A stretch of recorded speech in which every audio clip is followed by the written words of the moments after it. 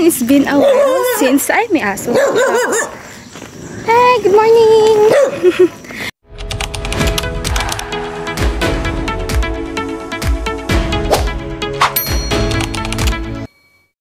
So, it's been a while since nakapag-vlog ako. So, today, samahan nyo ako sa Cebu Pacific Initial Assessment Interview.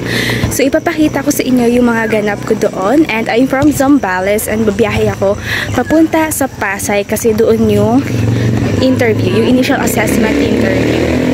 Actually, nung July 27 dapat yung interview ko. Pero since may bagyo nun, na-move siya sa August 3. So, ayun, tara!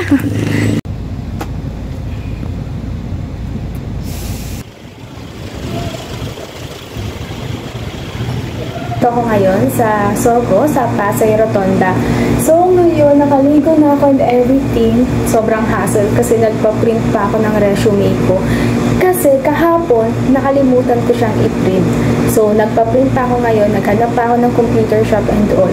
So, ayun, sobrang init kasi nakaangkas ako. Kaya diretso ligo ako. And then, it's already 11 AM onwards. So, kailangan ko matapos mag-ayos ng 12:30. Tapos, babiyahe na tayo papuntang Cebu Pacific Operation Airlines. So, ayan, mag-aayos lang ako and everything.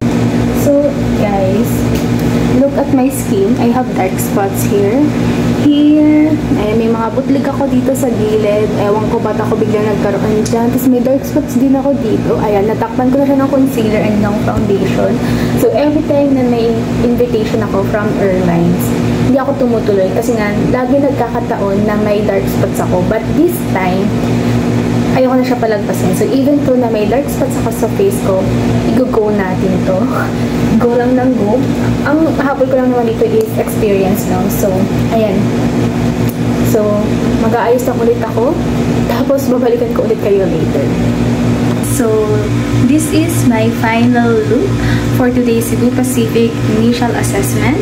Ayan. I think, mukha naman akong tao. I think natakpan naman yung mga dark spots, pero syempre, titignan pa rin nila yan. So, babiyahin na ako guys. Since Manila to, alam naman natin kung gaano ka-traffic dito araw-araw. So, magkita ulit tayo later.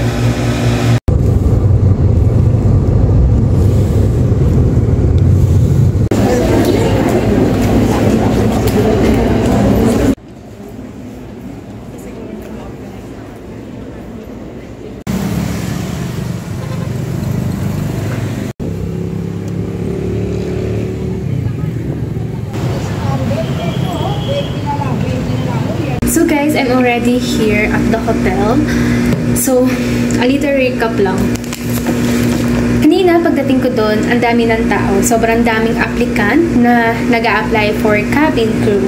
So, sobrang dami. So, if mag-a-apply kayo guys sa mga airlines, PAL, Cebu Pacific, AirAsia, una yung dalhin is candy. Candy, and then yung mga pang-retouch nyo, powder, lipstick, kasi kailangan nyo yan habang nag-aantay kayo. Tatawagin kayo, kailangan nyo yung mga yan. Ako, from morning hanggang lunch, hindi pa ako kumakain. Kakatapos ko lang kumain sa Jollibee, tapos dumiretso na ako dito sa hotel. So, ang naging process, pipila ka muna. Actually, hindi ka naman nakatayo, nakaupo ka all day, magdamag ka nakaupo doon. So, okay lang, hindi ka mangangawit, pero mangangawit yung pwet mo kasi nga magdamag ka nakaupo. And, ang kagandahan sa Cebu Pacific guys, meron sila parang snacks doon, may water station, tapos pwede ka kumuha ng mga biscuit. Nag-ready talaga sila ng ganon para sa mga applicant kasi alam din naman nila na matagal talaga yung process. So, ayun, pagkatapos mo pumila, tatawagin na yung line nyo. And then, first step, arm reach. After ng arm reach, show your skin complexion, turn up, ipapa-turn around ka, tapos ipapakita mo rin tong arm mo, baliktaran, and then after nga, introduce yourself, and then, ayun, after ng tatlong step na yun, magwi-wait ka doon if second step ka na. Dun sa batch namin, dun sa line ng batch namin, isa lang yung tinawag. Isa lang yung tinawag for the next round. So, ako, nahirapan ako mag-arm reach because hindi ako kaliwa. Kanan ako. So, pero nung nag-arm reach ako, 2 to 3 inches na lang. Sana, pero hindi ko siya naabot. So, since kanan ako guys, nagkaroon ako ng challenge na maabot yung arm reach. So, ayun. First step pa lang, hindi ko naabot yung arm reach. Pero yung kasing height ko guys, naabot niya yung centimeter. So, ang galing. Pero ako kasi hindi ko siya naabot. Maybe because maliit lang din yung arm ko or kasi hindi ako kaliwete. Kanan kasi ako and itong kanan ko na-injured yan.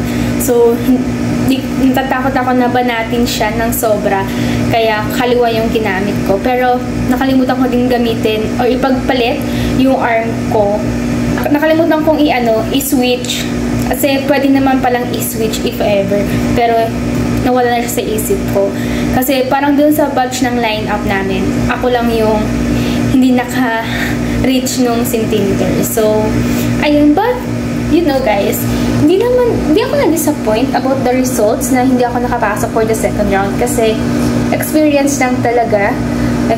Actually, after ng initial assessment guys, meron ka mga key takeaways. So, which is good para if mag-apply ka sa ibang airlines, alam mo na yung mga kailangan mong i-improve sa cellphone. And at the same time, tumitingin din sila sa skin complexion. So, ayun, mag-invest tayo sa skincare, sa mga kung ano-ano. Tip ko lang sa inyo is mag-prepare kayo. Kumain muna kayo before kayo pumunta sa mismong initial assessment kasi magugutom talaga kayo. May time, nung gutom na ako kasi mula umaga hanggang tanghali, hindi talaga ako nag-lunch. Kumuha na ako ng pa-snack nila doon, tsaka water. Kasi simulang gumising ako, hindi ako nakainom ng tubig, guys. So, napipil ko na nahihilo na ako. So, tumayo na ako. Actually, nahihiya pa ako tumayo, pero kailangan kong tumayo para may energy ako. Kailangan kong tumayo para kumain at para magkaroon ako ng energy. So, ayun lang naman, guys. So, madami din pumunta doon, guys, na may mga dark spots, like me, ayan. Pero, you know, kasi parang at least, diba, even though na hindi ka perfect, kasi wala naman taong perfect, pero nagbabakasakalan tayo na what if makapasa, what if may ibang i-consider sa'yo, diba? Sayang naman. So, ayun. Meron din akong nakita doon mga nasa 5'2 lang, 5'1, pero pumunta sila. So, di nila pinapangunahan yung mga desisyon na baka hindi sila makuha, which is good kasi experience is the best. Yun lang naman yung payo ko sa inyo. Kumain muna and then prepare anything. Actually, ang dami kong nakalimutan sa bahay na dapat dinala ko. Pero okay lang naman kasi hindi naman big deal. Hindi ko rin naman siya nagamit sa initial assessment. But nakalimutan ko yung earphones ko and then nakalimutan ko magupit ng kuko pero hindi naman siya pinansin. So, kasi ayan lang naman siya. Parang malinis naman siya, guys. So, ayun lang naman. Bumili pa akong nail cutter. Dili naman ako nakapag-nail cutter. Gumastos pa ako ng 44 pesos. So, ayun. Kumain kayo before kayo pumunta ang initial assessment. And then, prep your skin before kayo mag-wear ng makeup. Kasi, para hindi siya magkikiki. So, if you can see, maayos na maayos pa rin yung makeup ko. Kasi, nag-prep ako ng skin, guys. Hindi siya nag-cakey all throughout the day. Ayan. Hindi rin ako ganun ka-oily kasi gumamit ako ng powder. So, ayun lang, guys. Prep your skin, kumain before your initial assessment, and whatever result yung matatanggap nyo during your initial assessment, okay lang yun. Kasi at least you tried and it's a good experience naman, guys. So, thumbs up! Nakauwi ako ng buhay kasi first time ko bumiyahe ng Pasay. First time ko bumiyahe dito sa Manila nang mag-isa ko lang. And finally, makakauwi ako, guys, ng buong-buo ako. So, ayun. Yun lang pala. Sure ko lang. So guys, nakatapos ko lang mag-linis ng face. Nagtanggal na ako ng makeup and all. And then, ayan, naka-impake na ako. Pabalik na ako ng Olongapo. So, ang ibibigay ko lang sa inyo na payo ay always keep trying, even though na alam nyo walang kasiguraduhan. Basta itry lang natin. Kasi eventually, maganda naman yung may experience natin sa mga bagay na hindi natin sigurado. I mean, gets nyo ba? For example, hindi mo sure kung matatanggap ka dito, tapos since nag-try ka, natanggap ka, diba? What if gusto mo talaga yung ginagawa mo, gusto mo talaga yung trabaho na yun, tapos nagdalawang isip ka lang kasi sa tingin mo hindi ka makakapasa, hindi ka matangkad, madami kang skin imperfections, hindi mo malalaman if makakapasa ka ba or mabigyan ka ba consideration if hindi mo itatry. So dumating din ako sa ganung point, ang dami kong pinalagpas na invitation. Una kong invitation na hindi pinuntahan ay PAL Express and then AirAsia. Tapos itong third na pa Cebu Pacific, tinry ko na. At least ngayon, may idea na ako kung ano ko i-improve kasi umattend ako sa isang initial assessment for cabin crew.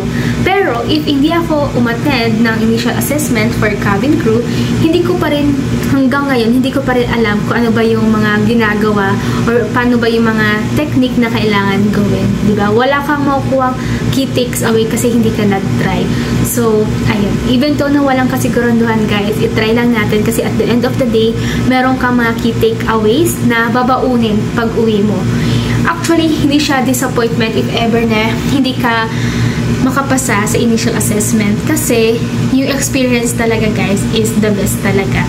So, ayun lang. Try lang natin hanggang sa maabot natin yung mga bagay na gusto natin para sa sarili natin. So, ayan. Dito ko natatapusin ang aking vlog. So, ayun. See you again guys. Maybe in the airport or somewhere here in the Philippines. Actually, na-miss ko mag-vlog. So, yeah. Thank you for staying with me here on my YouTube channel. Even though ang tagal ko na hindi nakapag-vlog. So, anyway, bye!